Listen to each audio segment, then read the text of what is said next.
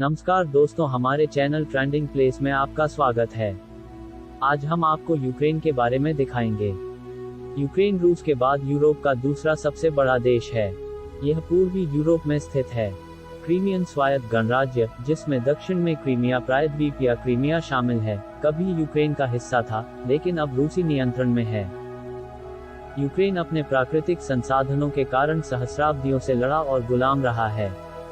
20वीं सदी में स्वतंत्रता की उसकी तलाश अभी खत्म नहीं हुई है। रूस से स्वतंत्रता की एक संक्षिप्त अवधि के बाद सोवियत संघ ने एक क्रूर शासन लागू किया जिसने 2 निर्मित अकालों को अंजाम दिया, जिसमें 8 मिलियन से अधिक लोग मारे गए।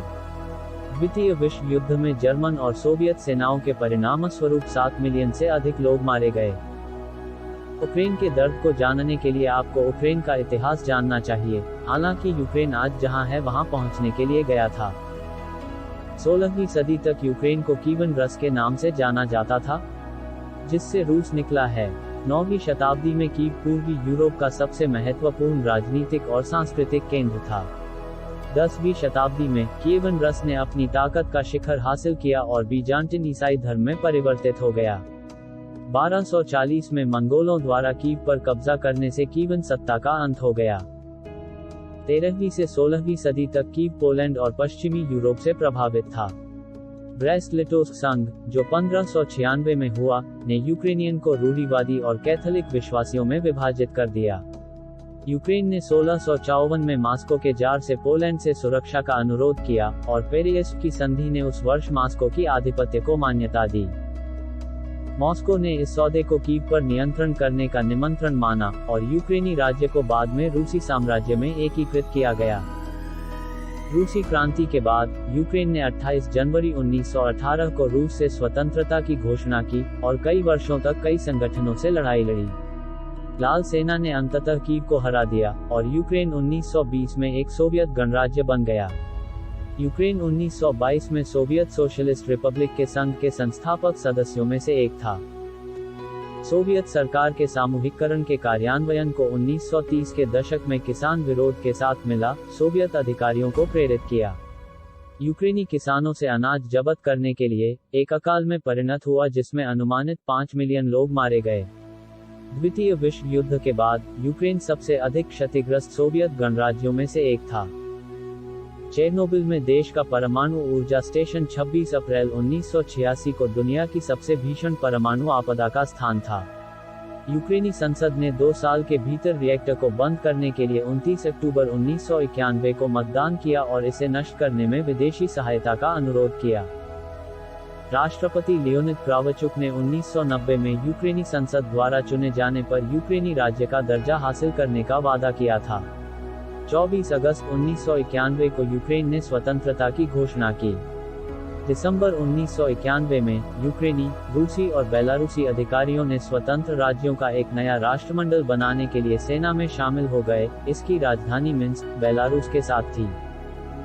स्वतंत्रता के बाद के वर्षों में नए देश का नेतृत्व सोवियत युग के राज्य को ओवरहाल करने में संकोच कर रहा था। चलती अर्थव्यवस्था, जो घटती उत्पादकता, बढ़ती मुद्रास्फीति और व्यापक बेरोजगारी से त्रस्त थी।